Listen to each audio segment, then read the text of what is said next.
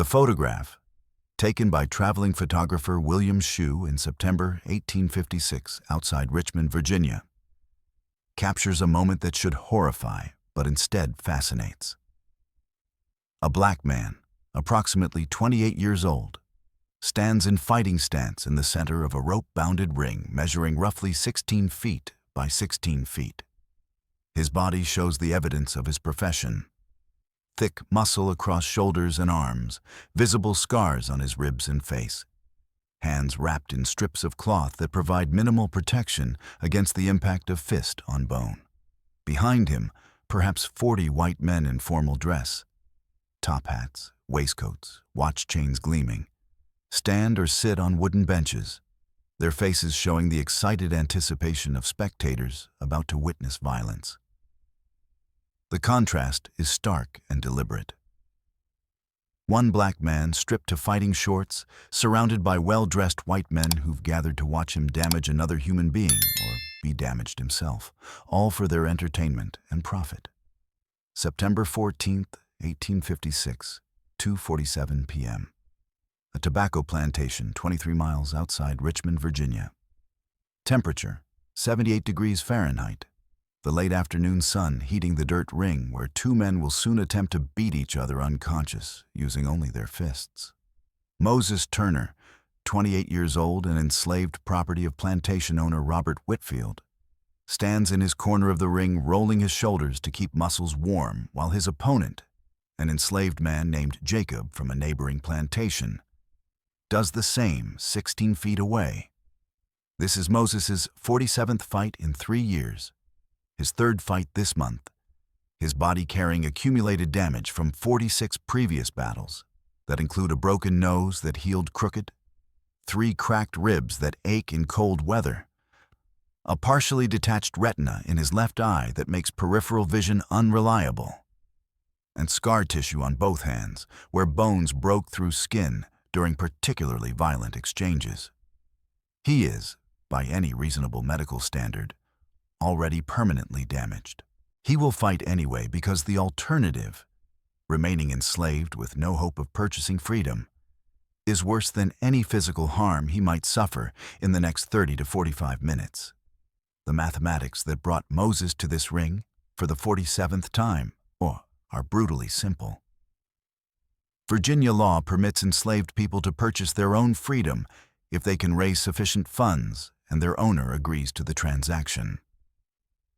The price for Moses's freedom, $800, representing his assessed value as a 28-year-old male in excellent physical condition with valuable blacksmithing skills. The price for his wife Sarah's freedom, $600, her value as a 26-year-old woman capable of field work and domestic service. The prices for their 4 children, Benjamin age 8, Rebecca age 6, Samuel age 4, and infant Ruth age 1, range from $200 for Ruth to $400 for Benjamin, who is old enough to begin productive labor. Total cost to purchase the entire family's freedom, $12,800. Moses's earnings from 46 fights to date, $920, generated from a complex profit-sharing arrangement where Robert Whitfield keeps 85% of all gambling winnings generated by Moses's victories, and Moses receives the remaining 15%. At this rate, Moses needs approximately 147 more fights to earn enough to buy his family's freedom, assuming he wins every fight, survives without career-ending injury, and Whitfield honors their agreement. But Moses has developed a strategy to accelerate this timeline, one that requires convincing Whitfield to modify their profit-sharing arrangement and accepting even greater physical risk than he already faces. Today's fight, his 47th, will serve as demonstration of this strategy. Moses has negotiated with Whitfield to receive 20% of gambling profits instead of 15%. In exchange for Moses agreeing to fight more frequently and against more dangerous opponents. The man standing across the ring from Moses, Jacob, is one such dangerous opponent. 32 years old, 6 feet 2 inches tall, approximately 215 pounds. winner of 18 consecutive fights, known for a punching style that targets the body and head with equal brutality. The betting odds favor Jacob at 3-2, meaning Whitfield can earn significantly more by betting on Moses if Moses wins. Whitfield has wagered $400 on Moses at 3-2 odds, standing to win $600 profit if Moses defeats Jacob. Moses' share of that $600 profit, under the new 20% agreement, $120, the most he's ever earned from a single fight. The fight begins at 2:52 p.m. when the referee, a plantation owner named Thomas Crawford, who serves as neutral arbiter for these matches, signals both fighters to advance to the center of the ring. Bare-knuckle boxing in 1856. Virginia follows rules adapted from London prize ring rules established in 1838. Fights continue until one man cannot continue. Rounds end when a fighter is knocked down. 30 seconds allowed between rounds for recovery. No hitting a downed opponent. No biting or eye gouging, though nearly everything else is permitted. These rules make bare-knuckle boxing less immediately lethal than no-rules fighting, but far more dangerous than gloved boxing that won't be developed for another 2 decades. Without gloves, every punch carries risk of breaking the puncher's hand against the opponent's skull, creating a strategic dynamic where body shots become preferable to headshots for fighters who want long careers rather than quick knockouts. Moses learned this principle the hard way during his first 8 fights, breaking bones in his right hand twice and his left hand once by throwing poorly aimed punches at opponents' heads. Those injuries cost him 3 months of healing time, during which he couldn't fight and couldn't earn money toward his family's freedom. Since then, Moses has refined his technique. He targets the body almost exclusively, throwing hooks and uppercuts to his opponent's ribs, liver, and solar plexus, locations where accumulated damage causes opponents to quit without requiring the hand-breaking skull shots that end careers. This approach makes Moses' fights longer and less spectacular than knockout artists who go for the head. But it has allowed him to fight 46 times in 3 years without career-ending hand injuries. Today's fight will test whether this strategy works against a genuinely dangerous opponent who outweighs him by 25 pounds, has earned his reputation through vicious head hunting. Jacob throws the first punch at 2:53 p.m., a straight right hand aimed at Moses' face that travels approximately 18 inches and arrives with enough force that Moses feels the wind from its passage as he slips left to avoid the fist. The punch misses by perhaps 2 inches. Close enough that Moses understands immediately how dangerous Jacob is. The man has speed surprising for his size, and his punches carry knockout power. Moses responds with 2 quick jabs to Jacob's midsection, neither punch hard enough to cause damage, but both serving to measure distance and test Jacob's defensive reactions.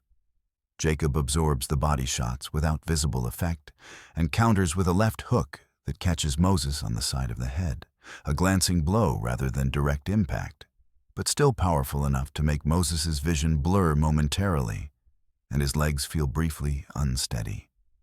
The first round lasts 4 minutes and 23 seconds, ending when Jacob lands a hard body shot that drops Moses to one knee, automatically concluding the round under London prize ring rules.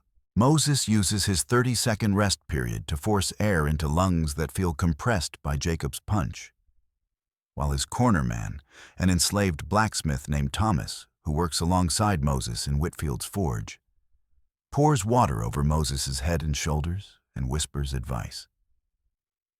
He's faster than you, but he gets tired quick. Big men always get tired. Let him punch himself out for 2 more rounds, then work his body until he can't breathe. Moses nods, unable to speak yet because breathing still hurts, and prepares for round 2. Round 2 begins at 2:58 p.m. and follows a pattern that will repeat for the next 6 rounds.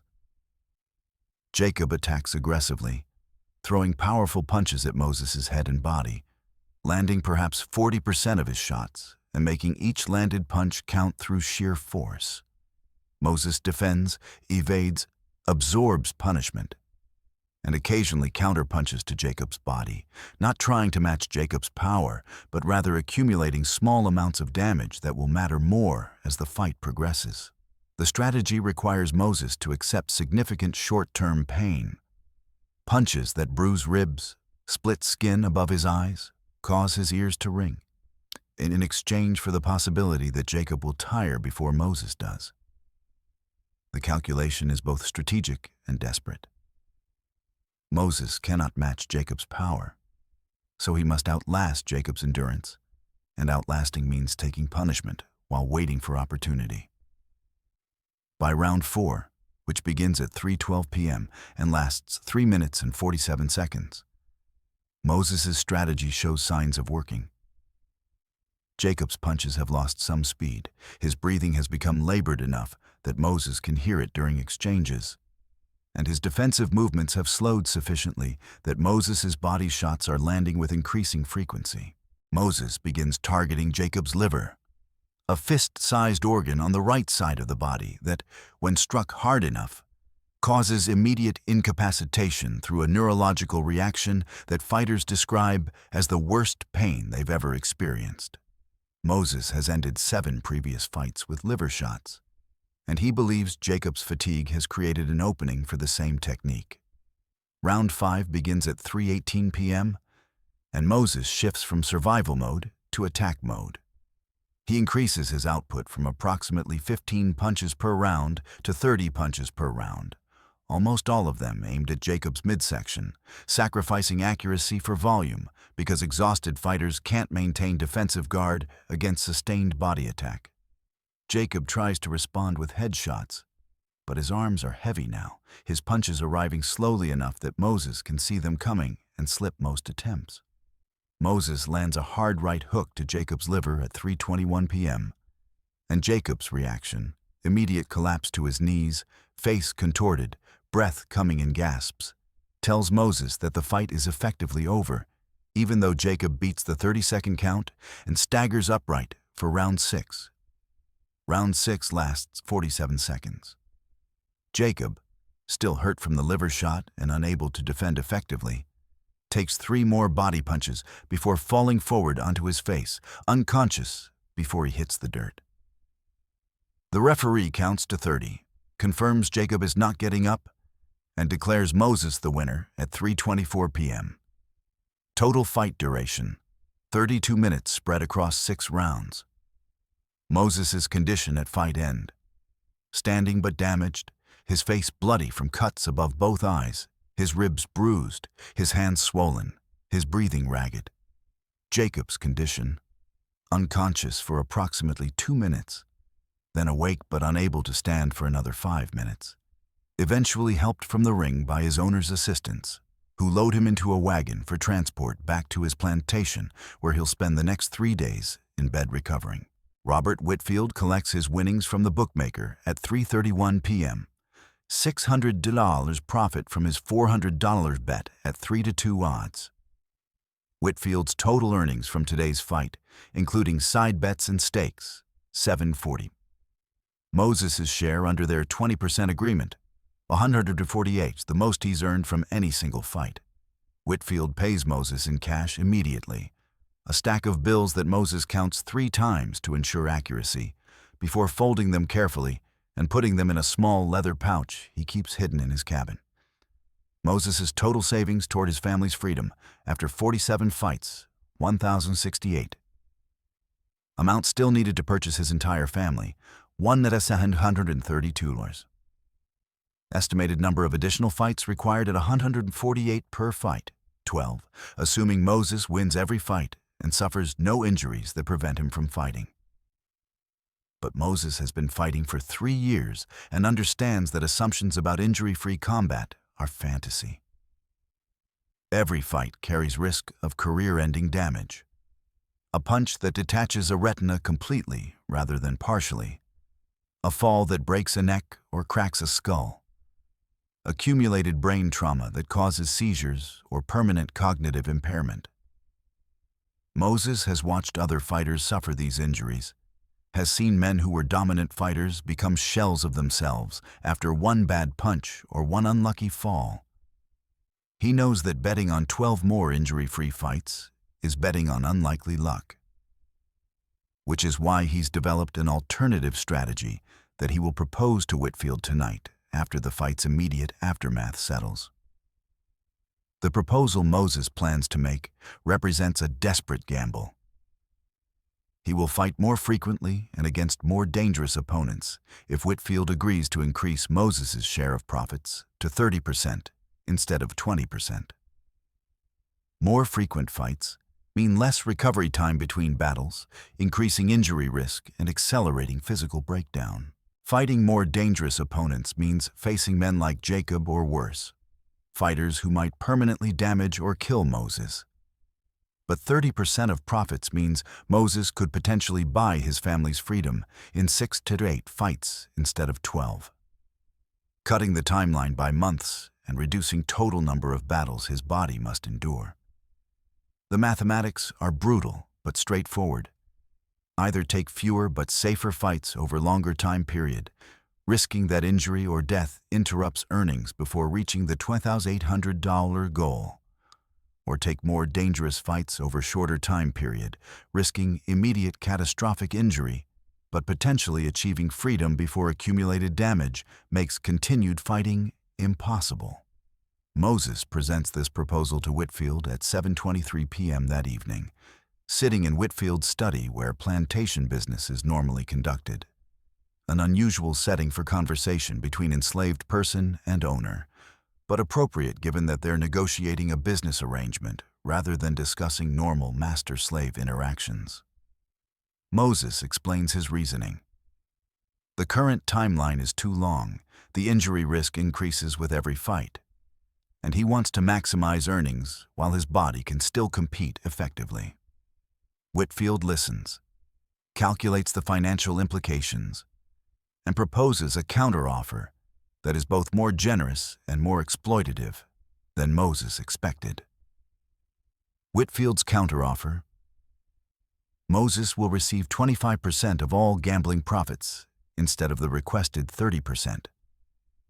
But Whitfield will also arrange fights more frequently, twice per month instead of once, and will bet larger amounts on Moses, increasing potential earnings per fight. However, the new arrangement includes a dark provision. If Moses loses a fight, his share of profits for that event is 0, creating additional pressure to win every time, despite facing more dangerous opponents with less recovery time between fights. Whitfield's calculation is transparently mercenary. The arrangement maximizes Whitfield's profits during Moses's peak earning period, while giving Moses a theoretical path to faster freedom. But it also ensures that Moses bears all the risk, while Whitfield captures most of the reward. Moses accepts the counteroffer at 7:41 p.m. because he has no better alternative. The mathematics of his situation allow no room for idealism or negotiation. He needs $1,730 more to buy his family's freedom. He's 28 years old and already carrying significant damage from 47 fights. And every month he delays is another month his children grow older and their purchase prices increase. Under the new arrangement, if Moses wins fights averaging $200 in profit per fight, possible with larger bets Whitfield promises to place, Moses's 25% share equals $50 per fight. At $50 per fight, he needs 35 more victories to reach his goal. With twice monthly fights, that's 17.5 months if he wins every fight, less than a year and a half to freedom if everything goes perfectly. Of course, everything won't go perfectly. Moses understands this, but imperfect progress toward freedom is better than perfect stagnation in slavery. The new arrangement begins in October 1856, just 2 weeks after Moses's 47th fight against Jacob. Whitfield arranges Moses's 48th fight against an enslaved fighter named Samuel from a plantation in North Carolina, a man with 23 victories and a reputation for never being knocked out. The fight takes place on October 12, 1856, and lasts 14 rounds spanning 47 minutes before Samuel's corner throws in the towel to prevent further damage to their fighter. Moses wins but suffers a broken bone in his left hand during the 8th round, an injury that will limit his punching power for the next 6 weeks. Despite the injury, Moses earns $47 from the fight, Whitfield having bet conservatively due to Samuel's reputation. Moses wraps his injured hand carefully, continues working in the blacksmith forge with his right hand doing most of the heavy work, and prepares for his next fight scheduled for October 26th, just 2 weeks away.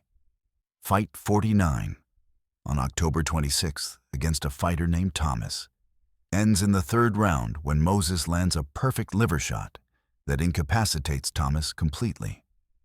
Moses' injured left hand prevents him from throwing his normal combination punches, but his right hand is sufficient to end the fight quickly. Earnings, $52. Broken hand is healing but still painful, limiting training for the next fight. Fight 50, on November 9th against a fighter named Benjamin, lasts 11 rounds before Benjamin quits due to accumulated body damage. Moses fights mostly with his right hand, protecting his still healing left hand, and wins through sheer determination and superior conditioning. Earnings, $56. Left hand is mostly healed, but will always be weaker than before the break. By December 1856, Moses has fought 52 times, earned $143 total, and suffered injuries that include the partially detached retina in his left eye, permanent hearing loss in his right ear from repeated headshots, chronic pain in both hands from multiple fractures, scarring across his ribs, and early signs of what modern medicine would recognize as chronic traumatic encephalopathy. Brain damage from repeated concussive impacts that causes mood changes, memory problems, and impaired judgment. Moses is 28 years old. His body shows damage typically associated with men in their 50s. His savings toward his family's freedom, $1,243. Amount still needed, $1,257. Number of additional fights required at $50 average per fight, 31. The psychological toll of this mathematics weighs on Moses as heavily as the physical toll of the fighting itself. He has been fighting for 3 years, has endured 52 brutal battles, has damaged his body in ways that will affect him for the rest of his life, however long that life might be. And he is only 44% of the way to his goal. If he maintains the current pace, 2 fights per month, winning every fight, averaging $50 per fight, he needs 15.5 more months to earn the remaining $1,557. But Moses knows the current pace is unsustainable. His body is breaking down faster than he can earn money. His left eye's vision problems are worsening, making it harder to see punches coming from that side. His hearing loss makes it difficult to hear his cornerman's advice during fights. His hands hurt constantly, even when not fighting.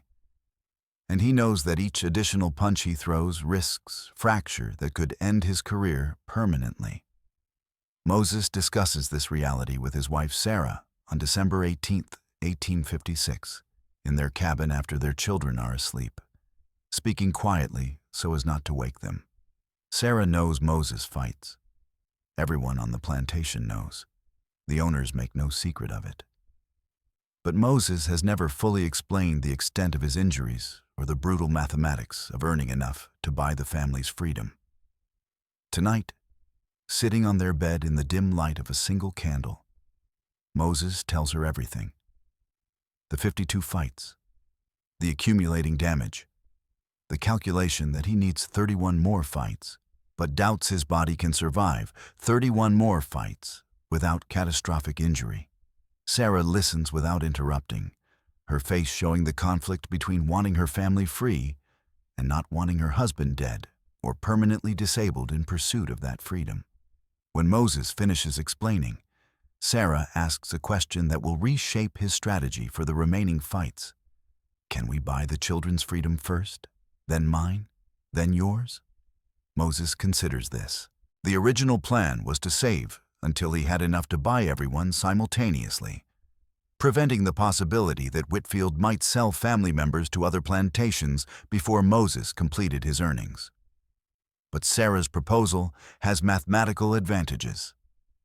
By purchasing the children's freedom first, starting with the youngest who are cheapest, Moses can secure their freedom while his body can still fight. Then work toward purchasing Sarah and finally himself, even if his fighting career ends prematurely. The strategy accepts the risk that Moses might never earn enough to buy his own freedom, but prioritizes ensuring the children are free even if their parents remain enslaved. Moses calculates the new mathematics. Ruth costs $200, Samuel costs $300, Rebecca costs $350, Benjamin costs $400. Total for all 4 children, $1,250. Moses' current savings, $1,243. He is $7 short of being able to purchase Ruth, his youngest daughter. One more fight will give him enough to buy Ruth's freedom. The realization that his next fight could free his 1-year-old daughter gives Moses a surge of motivation that overwhelms his body's pain and fatigue. He tells Sarah that he'll buy Ruth's freedom after his next fight, scheduled for January 3rd, 1857.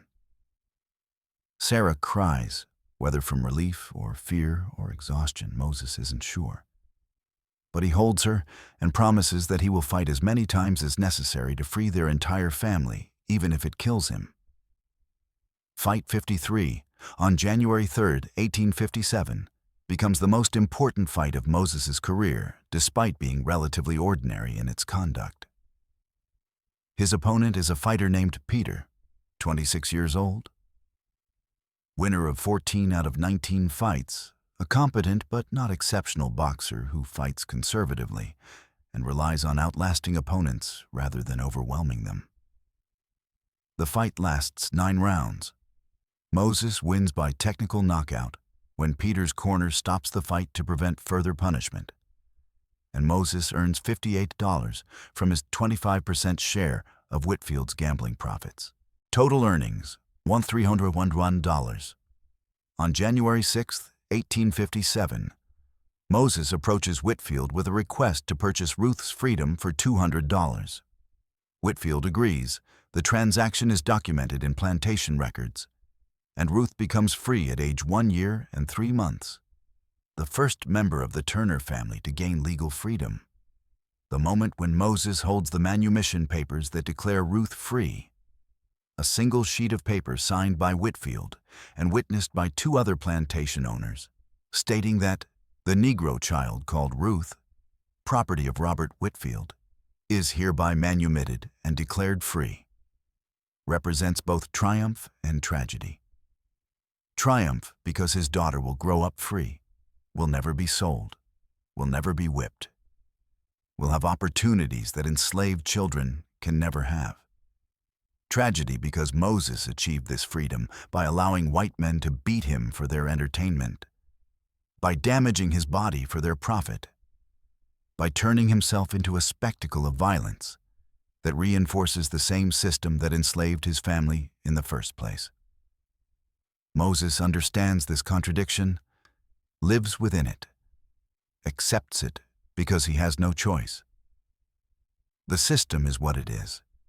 He can either work within it or accept permanent enslavement.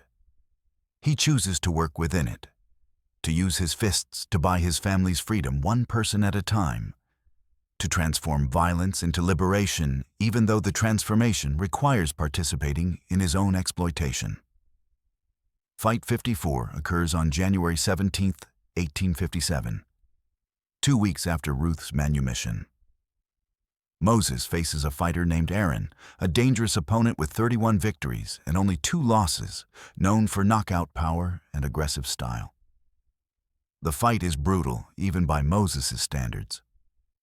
Aaron lands multiple hard shots to Moses' head in the early rounds, causing Moses' vision to blur and his legs to feel unsteady.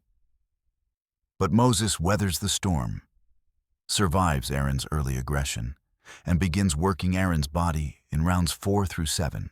In the 8th round, Moses lands a combination: right hook to the body, left hook to the body, right uppercut to the solar plexus, that drops Aaron to his knees, gasping for air. Aaron cannot continue. Moses wins. Earnings, 61. Damage sustained. Possible concussion from headshots, additional hearing loss in right ear, bruised ribs. Total savings, $1,362. Amount needed to buy Samuel's freedom, $300. Amount short, $138. Estimated fights needed, 3. The pattern continues through winter and spring 1857. Moses fights twice per month. Wins most fights, but loses 3. Once because he's sick with fever during the fight, once because his opponent is simply better, once because his injured left hand fails during a crucial exchange, and he cannot defend against a flurry of punches that knock him unconscious. The 3 losses cost him potential earnings of approximately $150, setting back his timeline by 3 months. But the victories accumulate. Fight 55 earns 54, Fight 56 earns 48, Fight 57 earns 67, Fight 58 earns 52. By April 1857, Moses has $1,583 saved, enough to purchase Samuel's freedom. Samuel's manumission occurs on April 23, 1857, 3 months after Ruth's freedom. Samuel is 4 years old enough to understand vaguely that something important has happened, but too young to grasp the concept of freedom versus slavery. Moses holds the manumission papers, the second document that declares a member of his family legally free, and feels the same mixture of triumph and exhaustion. 2 children free. 2 children and Sarah still enslaved. Moses himself still enslaved. Total amount earned through 58 fights, $1,383.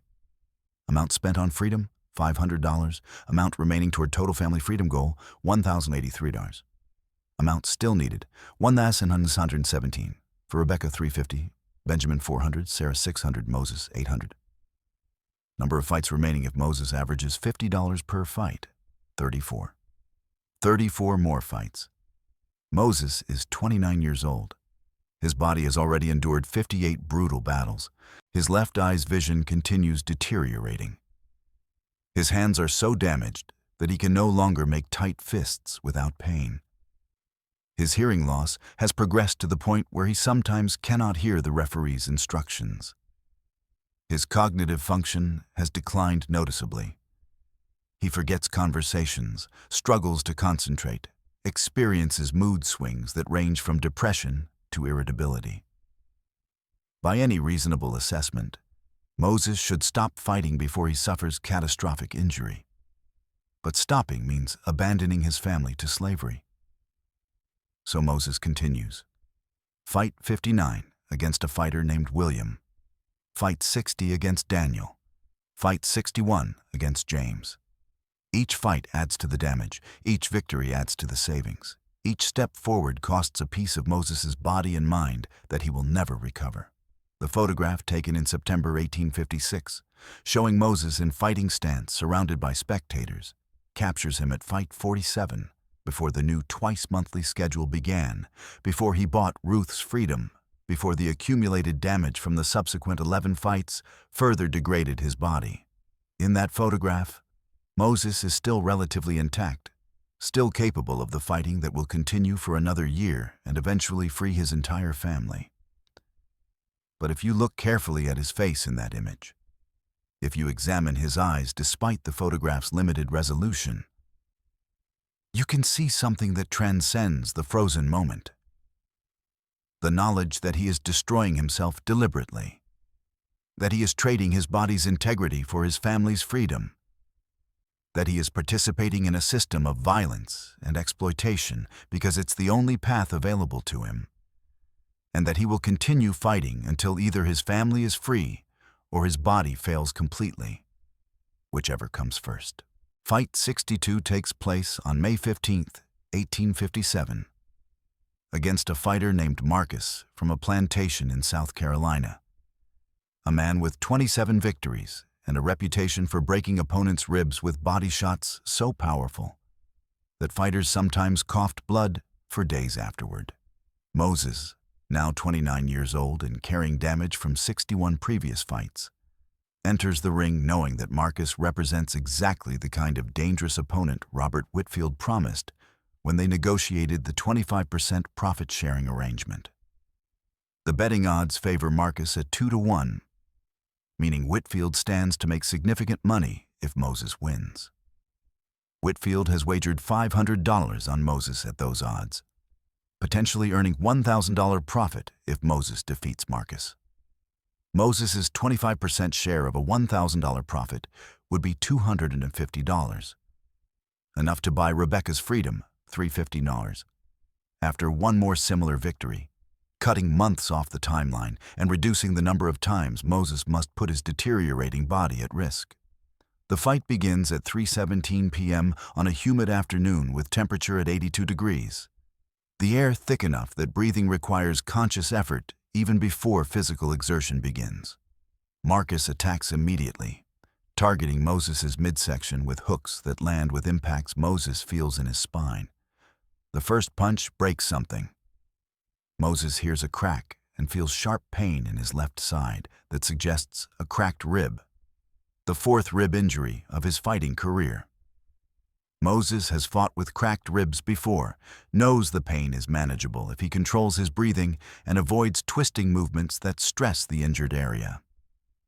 He adjusts his defensive stance to protect his left side and continues fighting because stopping means forfeiting the fight, earning nothing, and delaying Rebecca's freedom by at least one more brutal battle. Round 3, beginning at 3:28 p.m., tests Moses' ability to function through pain. Every breath sends sharp sensation through his left side.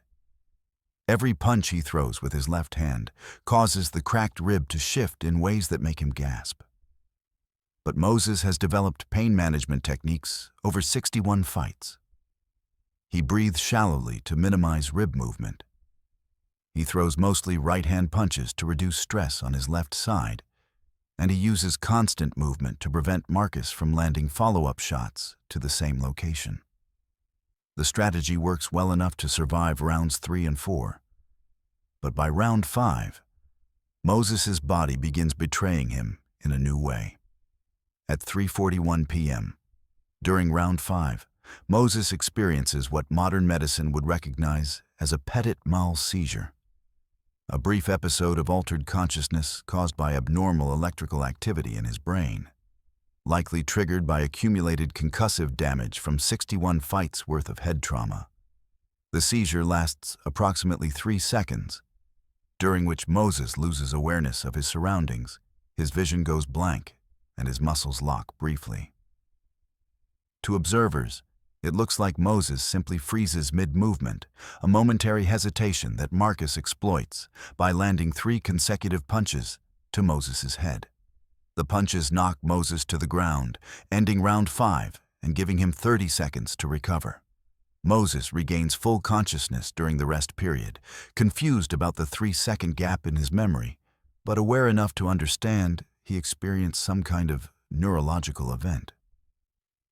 His cornerman, Thomas, who has seen Moses through 61 previous fights, asks if Moses wants to quit.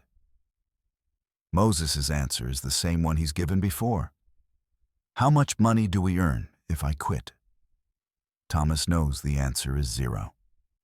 Moses continues to round 6, fighting on instinct and conditioning because his cognitive function is impaired enough that tactical thinking has become difficult. He survives round 6 by clinching whenever Marcus gets close, using his superior wrestling skills developed during blacksmith work to tie up Marcus's arms and prevent punching until the referee separates them. Round 7 marks the turning point. Marcus, having thrown perhaps 200 hard punches over 6 rounds, has exhausted himself pursuing the knockout that Moses' defensive tactics prevented. Marcus's punches have slowed, his breathing has become labored, and his guard has dropped enough that Moses sees an opening. 3 consecutive body shots to Marcus's right side, each one landing in the same spot, accumulating damage to Marcus's ribs and liver, that finally drops Marcus to his knees at 3:53 p.m. Marcus attempts to stand but cannot, his body refusing to respond to mental commands, and the referee counts to 30 and declares Moses the winner. Moses's condition at fight end: standing but severely compromised, cracked rib on left side, possible concussion from the headshots during his seizure, hearing in right ear further diminished, swelling around both eyes limiting vision, hands swollen to the point where he cannot make fists. He has won, which means he will receive his share of Whitfield's gambling profits. But the victory has cost him more damage than most of his previous fights combined. Whitfield collects $1,000 profit from his $500 bet at 2-to-1 odds. Moses's 25% share, $250. Total savings after 62 fights, $1,833. Amount needed to buy Rebecca's freedom, $350. Amount short, $117. Moses needs one more fight, just one more, to have enough to free his second oldest child. But Moses's body needs more than the 2 weeks Whitfield has scheduled before the next fight. The cracked rib requires at least 4 weeks to heal enough for combat. The neurological damage that caused his seizure represents worsening brain trauma that doctors would recognize as grounds for immediate retirement from fighting. And his hands are so swollen that he cannot work in the forge for a week, much less throw punches. Moses tells Whitfield on May 17, 1857, that he needs to postpone the next scheduled fight from May 29 to June 12, giving him 4 weeks recovery instead of 2. Whitfield agrees reluctantly, calculating that a rested Moses is more likely to win and generate profits than an injured Moses fighting prematurely. The 4-week break from May 15th to June 12th gives Moses time to heal physically, but also time to confront the reality of his situation psychologically. He has fought 62 times, earned $1,833, purchased freedom for 2 of his 4 children, and sustained damage that includes partial blindness in left eye, severe hearing loss in right ear, 4 cracked ribs that healed poorly and now ache constantly, multiple broken bones in both hands that cause chronic pain, scarring throughout his body, and progressive brain damage that causes seizures, memory problems, and mood instability. He is 29 years old. Medical examination in 2024 would rate his physical condition as that of a severely injured 60-year-old with multiple chronic conditions requiring immediate treatment and permanent disability status. Moses has no access to medical examination or treatment beyond the basic first aid his wife Sarah provides, using techniques learned from other enslaved people. He treats his injuries with rest, cold water compresses for swelling, and willow bark tea for pain. Remedies that provide minimal relief, but are the only options available to enslaved people in 1857 Virginia. During these 4 weeks, Moses has a conversation with Thomas, his cornerman and fellow blacksmith, that reveals the psychological dimension of his ordeal. They are working together in Whitfield's forge on May 28, 1857, repairing farming equipment in preparation for harvest season. When Thomas says something that Moses will remember for the rest of his life, "You know you're going to die doing this, right? Maybe not in the ring, but from the damage. You're 29 and you move like an old man. Your hands shake when you think nobody's watching. You forget conversations we had yesterday. This fighting is killing you slow, and everybody can see it, except maybe you." Moses's response, recorded in Thomas's oral history testimony given to a Freedmen's Bureau interviewer in 1866, 9 years after this conversation. "I told him I knew. Of course I knew. I wasn't stupid, just desperate. I said dying free is better than living enslaved, and if I have to die to make my children free, that's a price I'm willing to pay." He asked, "What about Sarah? What about her being left alone with the children if I died?" I told him Sarah was strong, she'd manage. But the truth was, I hadn't thought that far ahead. I was just thinking about the next fight, the next child's freedom, the next step forward. Couldn't think beyond that, because thinking beyond that meant facing how impossible the whole thing was. The impossibility Thomas identified in May 1857 was mathematical. Moses needed $1,117 more to buy freedom for Rebekah, $350, Benjamin, $400, Sarah, $600, and himself, $800. At his current earning rate of approximately 50 to 60 per fight, he needed 29 to 34 more fights. Moses had already fought 62 times over 4 years, sustaining damage that any reasonable person would recognize as career-ending.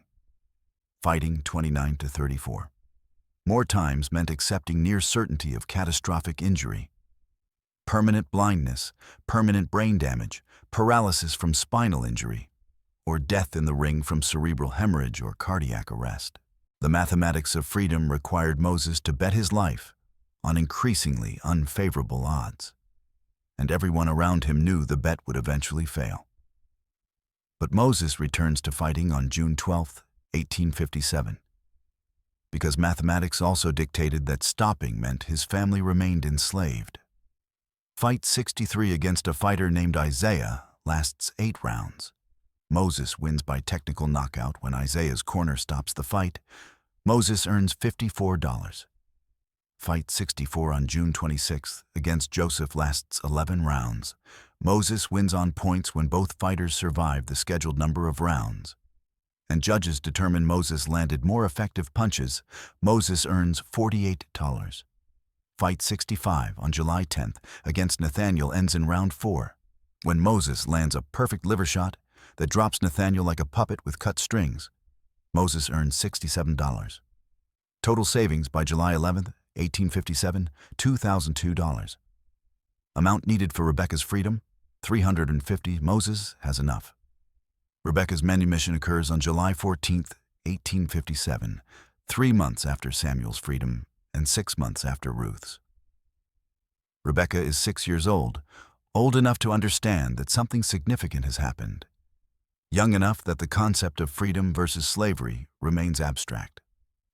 Moses holds the 3rd manumission paper. The Negro child called Rebekah, property of Robert Whitfield, is hereby manumitted and declared free, and experiences not triumph but exhaustion. 3 children free.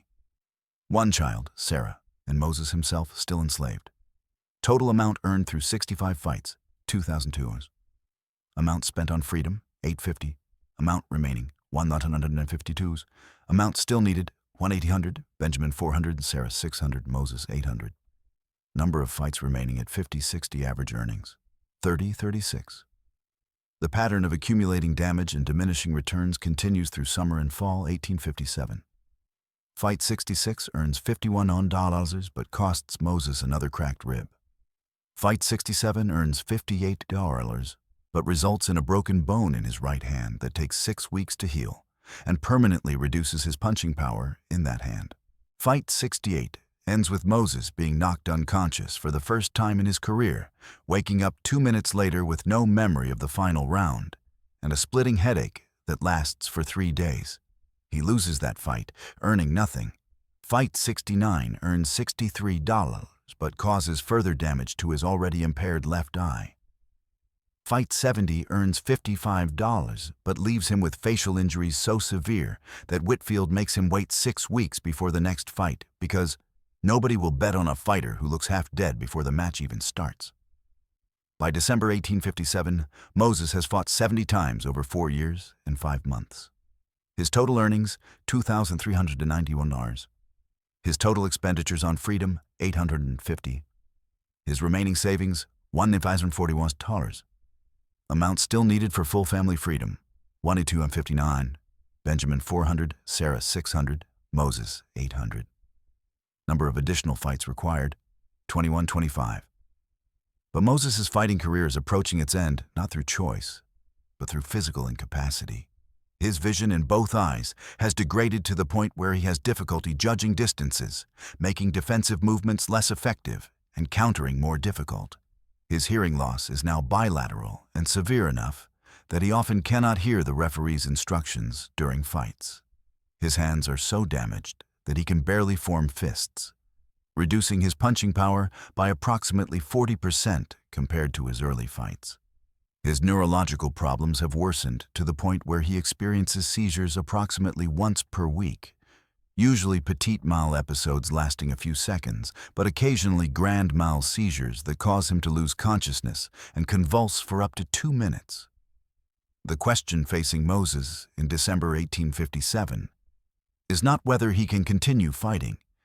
He demonstrably cannot continue much longer before catastrophic injury or death, but rather how to maximize his remaining fights to secure as much freedom as possible for his family before his body fails completely. He makes a strategic decision that prioritizes his children's freedom over his own, or even Sarah's. He will fight until he earns enough to buy Benjamin's freedom, then reassess whether continued fighting is possible. This decision accepts the probability that Moses will never earn enough to buy his own freedom, possibly not enough to buy Sarah's freedom, but ensures that all 4 children will be free even if their parents remain enslaved. Fight 71 takes place on January 8, 1858, against a fighter named Caleb, a 24-year-old with 19 victories and exceptional speed. Moses, now 30 years old and fighting on borrowed time, employs a strategy of pure survival. Defend, clinch, weather the storm. Look for one opportunity to land the kind of fight-ending body shot that has won him dozens of previous fights. The strategy works for 5 rounds, Moses absorbing punishment but avoiding knockout blows. And in round 6, Moses lands a right uppercut to Caleb's solar plexus that ends the fight immediately. Moses earns $59. Total savings, $1,600. Amount needed for Benjamin's freedom, $400. Moses has enough. Benjamin's manumission occurs on January 11, 1858, 6 months after Rebekah's freedom. Benjamin is 8 years old, the oldest of Moses' children, old enough to understand fully what his father has done to purchase the family's freedom. Years later, in an 1889 interview with a newspaper reporter, Benjamin will describe the moment when his father gave him the manumission papers. He handed me the paper and said, "You're free now. Don't ever let anyone put you back in chains." His hands were shaking when he gave me that paper, and I could see he was in pain just standing there. I asked him if he was okay, and he said, "I'm fine, son. I'll fight as many times as I have to." I didn't understand then that he was dying for us. I understand now. With all 4 children legally free, Moses faces a decision. Continue fighting to buy Sarah's freedom and his own, or stop before he suffers injury that kills him or leaves him unable to work and support his now free children. The mathematics of this decision are different than before. If Moses stops fighting now, his children remain free, but Sarah and Moses remain enslaved. If Moses continues fighting and suffers catastrophic injury, his children remain free, but he might die or become permanently disabled, leaving Sarah to support the family alone while still enslaved. If Moses continues fighting and succeeds in earning enough to buy Sarah's freedom, $600. He and Sarah can work together to support their free children even if Moses never earns enough to buy his own freedom, $800. Moses chooses to continue fighting with the goal of purchasing Sarah's freedom, accepting that his own freedom is probably unattainable given his physical condition, but believing that Sarah's freedom is achievable with approximately 10 to 12 more fights. This decision is both pragmatic and sacrificial. Pragmatic because 2 free adults can support 4 free children better than 1 free adult and 1 enslaved person. Sacrificial because Moses understands that 10 to 12 more fights will almost certainly cause him permanent disability or death. But he prioritizes his wife's freedom over his own survival. Fight 72 occurs on January 29, 1858, 3 weeks after Benjamin's manumission. Moses faces a fighter named Elijah, 27 years old, winner of 25 consecutive fights, considered one of the most dangerous fighters in Virginia's underground boxing circuit. Whitfield has arranged this fight because the betting odds against Moses are high enough, 3-1, that a Moses victory would generate enormous profits. Whitfield bets $600 on Moses at 3-to-1 odds, standing to win $1,800 profit if Moses defeats Elijah. Moses' 25% share of an $1,800 profit would be $450, enough to buy most of Sarah's freedom after just one more fight instead of the 10 to 12 fights Moses had calculated based on his usual earnings. The fight against Elijah begins at 2:38 p.m. on a cold afternoon with temperature at 41 degrees. Cold enough that fighters' breath creates clouds of vapor that obscure vision during exchanges. Elijah attacks aggressively from round 1. His strategy clearly designed to overwhelm Moses quickly before Moses' superior conditioning can become a factor in later rounds. Moses defends as he has defended in 71 previous fights, absorbing punches while looking for opportunities to counter. But his degraded vision and hearing make defense more difficult than in earlier fights.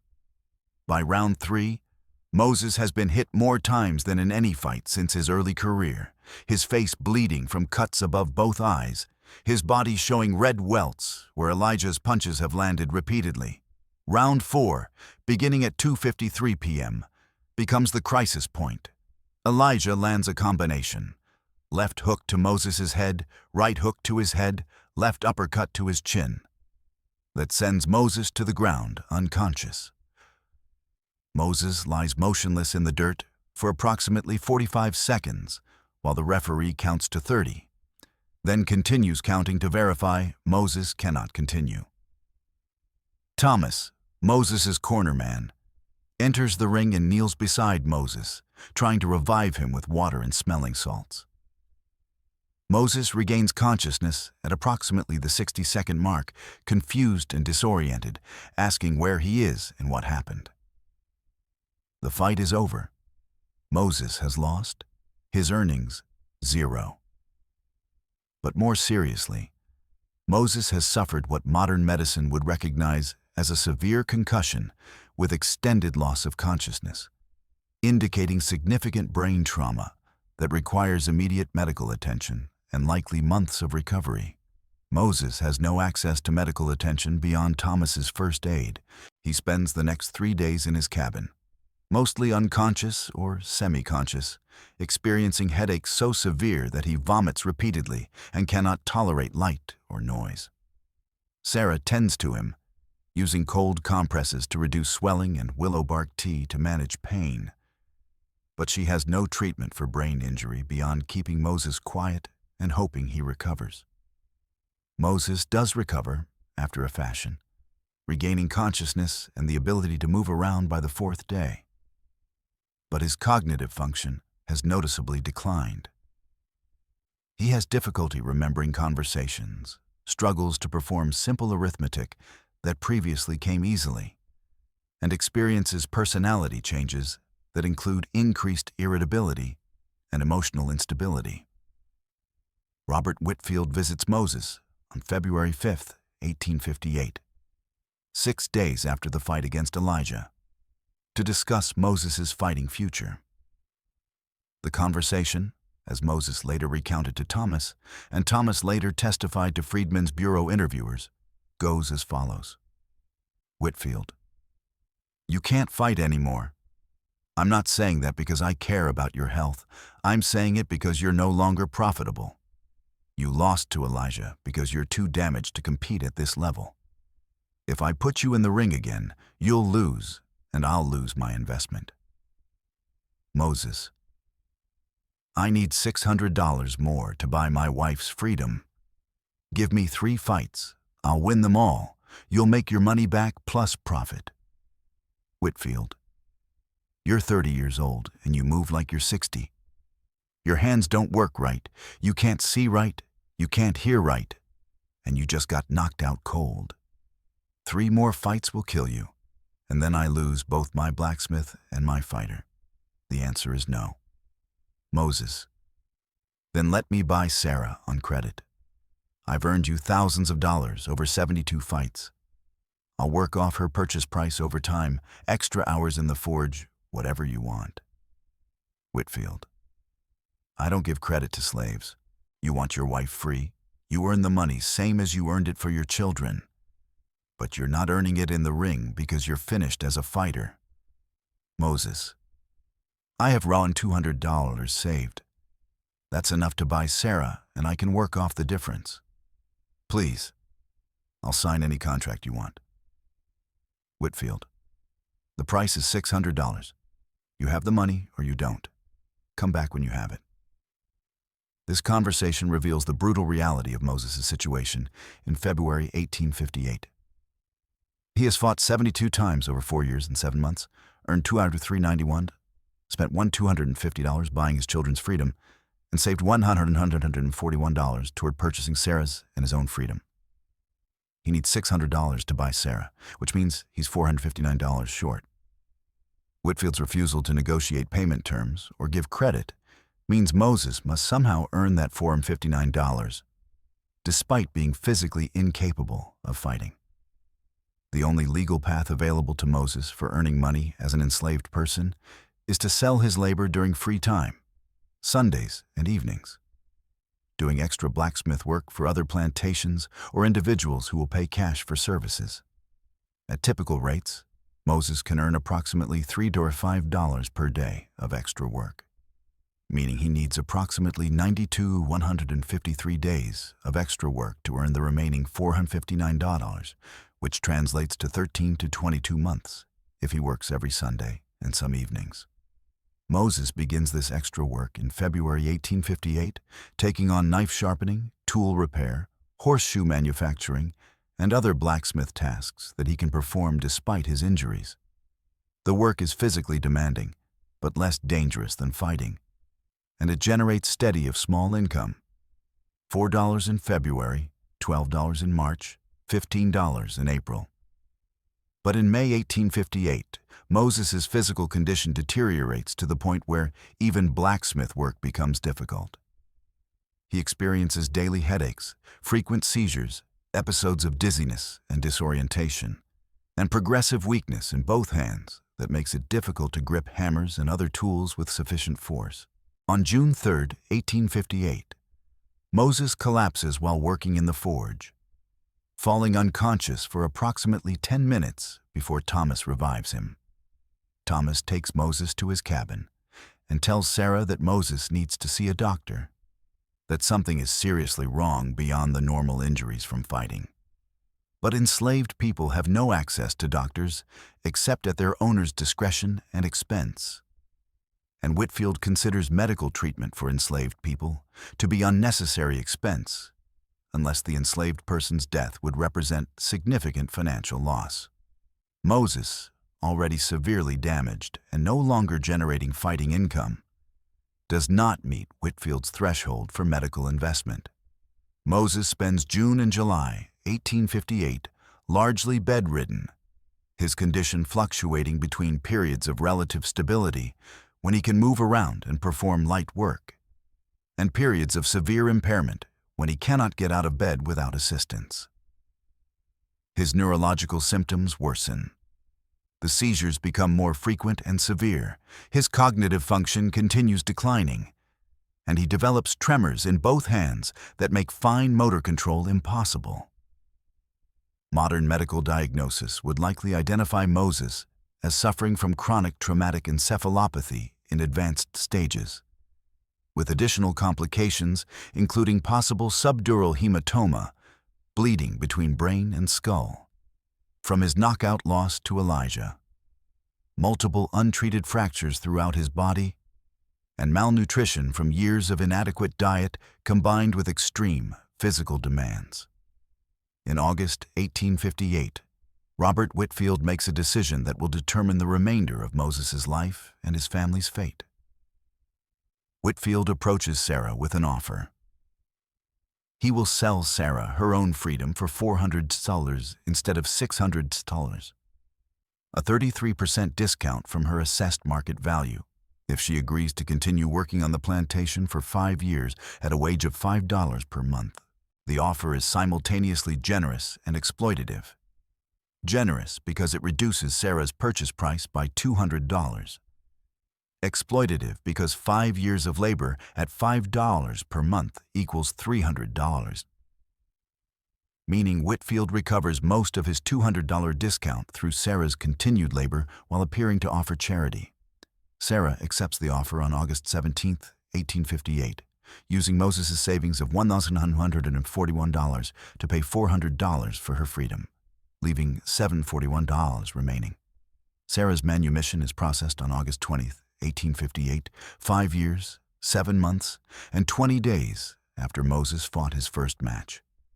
The document reads, "The Negro woman called Sarah, property of Robert Whitfield, is hereby manumitted and declared free, subject to continued employment with Robert Whitfield for a period of 5 years at agreed wage of $5 monthly. Sarah is 28 years old, has 4 free children, and has a husband whose fighting career purchased those freedoms at the cost of his health, his physical integrity, and possibly his life." Moses never fights again after his 72nd bout against Elijah in January 1858. His career record: 72 fights, 59 victories, 13 losses, total earnings $2,391. Total money spent buying family members' freedom $1,650. 4 children for $1,250 plus partial payment for Sarah's freedom $400. The mathematics are stark. Moses fought 72 times, suffered hundreds of punches to the head and body, sustained multiple broken bones, progressive brain damage, near-complete hearing loss, partial blindness, and permanent disability, all to earn $2,391 in over 4.5 years. His owner, Robert Whitfield, earned approximately $18,000 during the same period from gambling profits generated by Moses's fighting, keeping 75 to 85% of all winnings and paying Moses the remainder. The final years of Moses's life, from August 1858, when Sarah gained her freedom, to his death in November 1862 at age 34, are documented primarily through Sarah's testimony and the testimony of other enslaved people who knew Moses. These accounts describe a man whose body and mind progressively failed until he became completely dependent on Sarah's care. Moses could no longer work in the forge by early 1859 due to tremors and weakness in his hands. He experienced daily seizures by mid-1859, some lasting several minutes and leaving him disoriented for hours afterward. He lost the ability to walk without assistance by late 1859, his legs no longer able to support his weight due to combination of neurological damage and muscle atrophy. By 1860, Moses required full-time care, unable to feed himself or control basic bodily functions. His cognitive function deteriorated to the point where he often didn't recognize his own children. Sarah cared for Moses throughout this decline, while also working to fulfill her 5-year labor contract with Whitfield and raising 4 children, ages 5 to 12. The burden was extraordinary. Work in the fields or house 12-14 hours per day, then care for Moses during evenings and nights, then manage the children's needs, all while earning $5 per month. Sarah's testimony to Freedmen's Bureau interviewers in 1866, 4 years after Moses's death. People ask me how I managed, caring for Moses and the children and working. I tell them I did what I had to do. Moses fought 72 times so we could be free. The least I could do was take care of him when the fighting broke him. He never complained, not once, even when he couldn't remember who I was or where he was. He'd just look at me with those damaged eyes and say, "Did the children get free?" I'd tell him yes, all 4 are free, and he'd smile and say, "Then it was worth it." Moses Turner died on November 8, 1862, at age 34. From what modern death certificate would likely list as complications of chronic traumatic encephalopathy with contributing factors of multiple untreated traumatic injuries. His death occurred in the small cabin he shared with Sarah, surrounded by his 4 free children who ranged in age from 6 to 13. His final words, according to Sarah's testimony: "I can't remember much anymore, but I remember their names. Ruth, Samuel, Rebecca, Benjamin, all free. Tell them their daddy loved them enough to die for their freedom." Moses was buried in an unmarked grave in the slave cemetery on Whitfield's plantation. His death recorded in plantation records with the notation, Negro Moses, age 34, died of injuries, lost to natural causes. The notation's language, lost to natural causes, obscures the reality that Moses died from injuries sustained through 72 fights that his owner arranged, profited from, and ultimately caused. There was nothing natural about Moses's death except in the narrow sense that the human body has natural limits, and Moses exceeded those limits by thousands of punches over hundreds of rounds, spanning 4.5 years of systematic violence.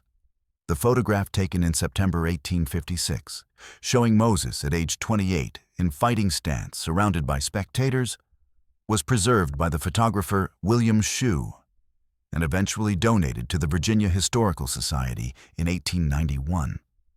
The photograph became one of the most widely reproduced images related to enslaved fighters in the American South, appearing in historical texts, documentaries, and museum exhibits throughout the 20th and 21st centuries.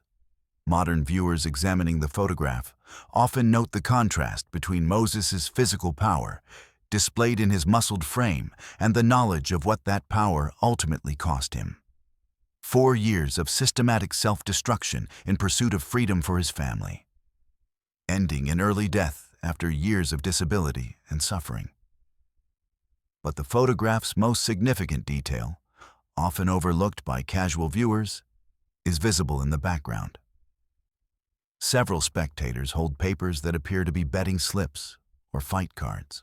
These papers represent the economic structure that made Moses's tragedy possible.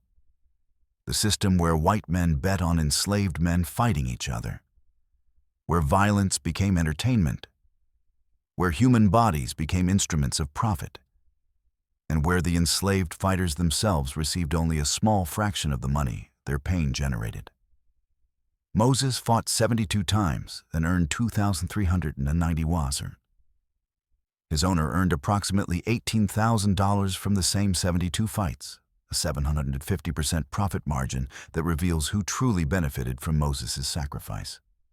The 4 children whose freedom Moses purchased through those 72 fights all survived to adulthood, a fact that Moses would have considered the only meaningful measure of his life's success. Ruth, freed at age 1, grew up with no memory of slavery and no understanding of what her father sacrificed for her freedom, until she was old enough to hear the story from Sarah.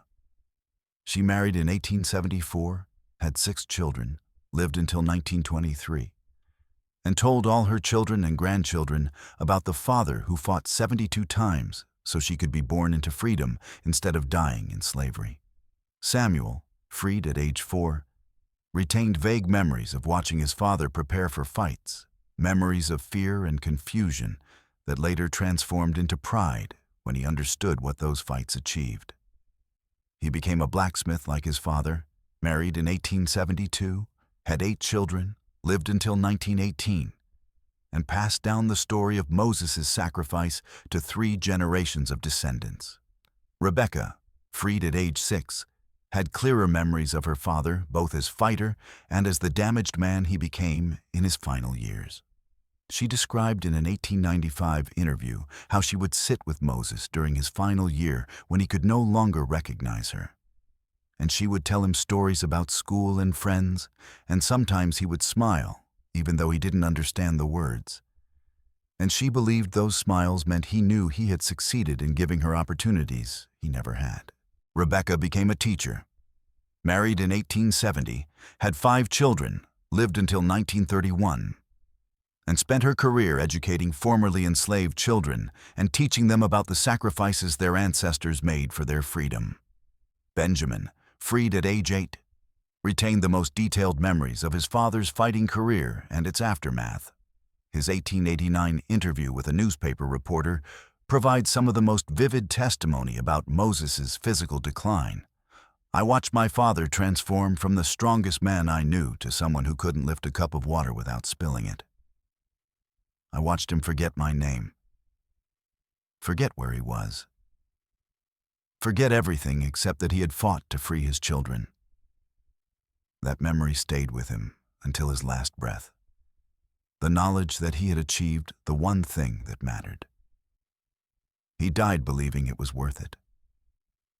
I spent years angry that he had sacrificed himself, but I eventually understood that from his perspective, there was no choice. Enslaved children versus free children wasn't a choice at all.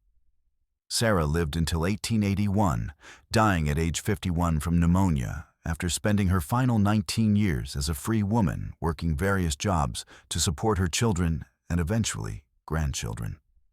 She never remarried after Moses' death, telling people that one husband who loved her enough to die for her family was enough for any lifetime.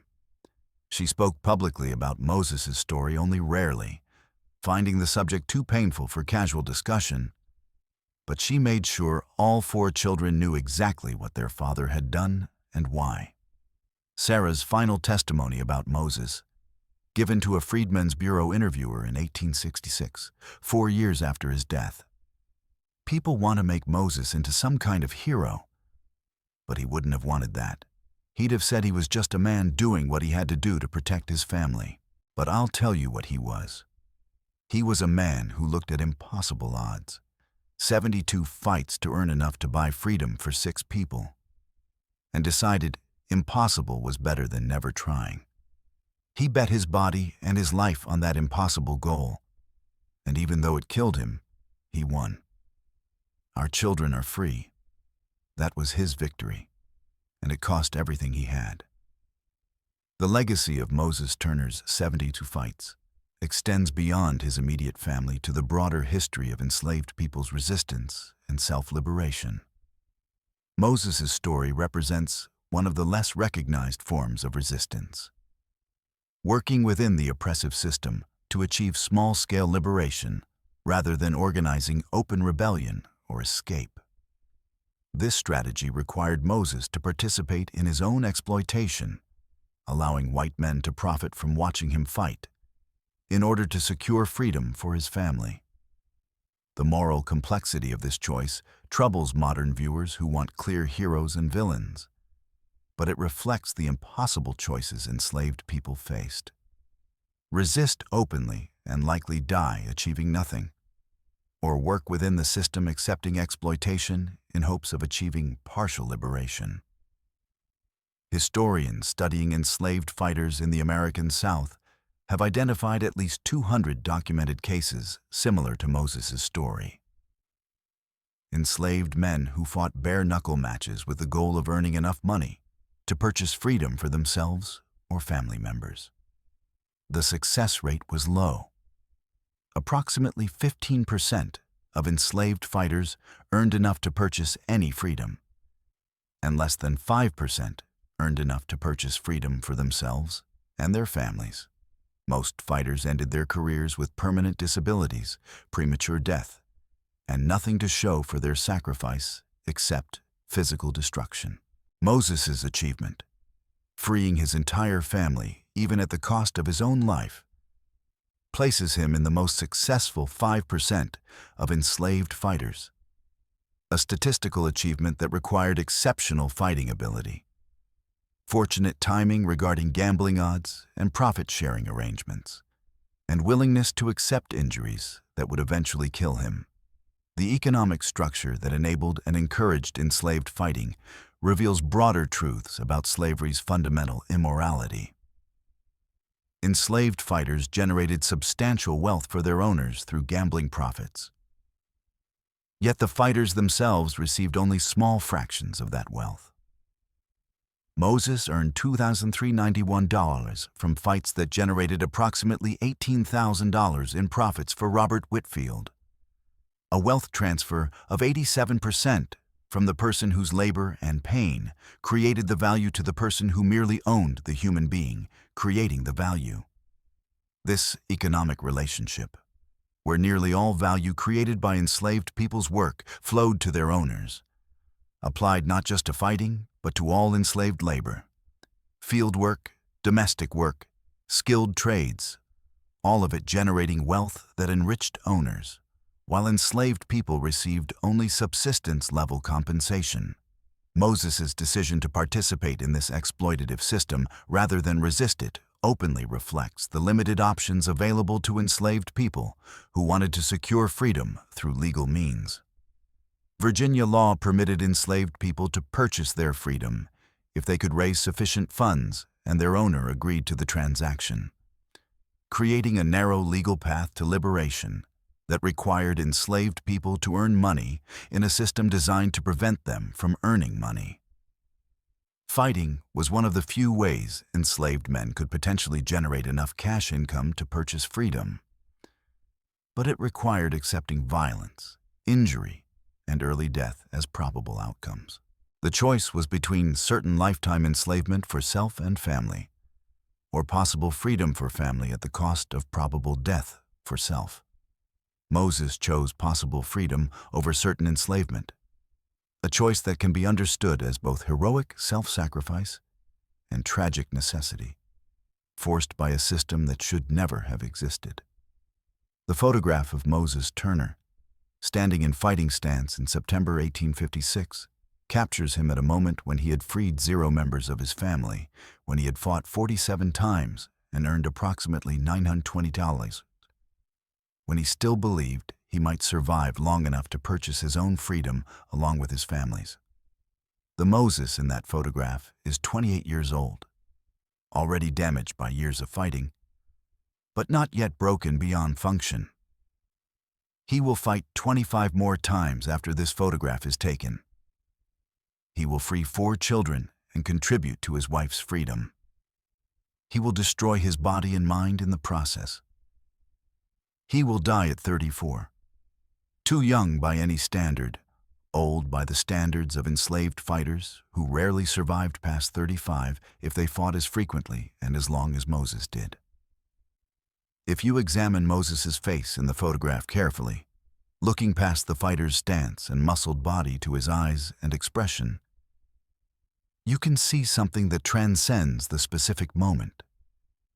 Awareness that he is destroying himself deliberately, that he is trading years of his life for his children's freedom, that he has calculated the cost and accepted it because the alternative, watching his children grow up enslaved, is worse than any physical suffering he might endure.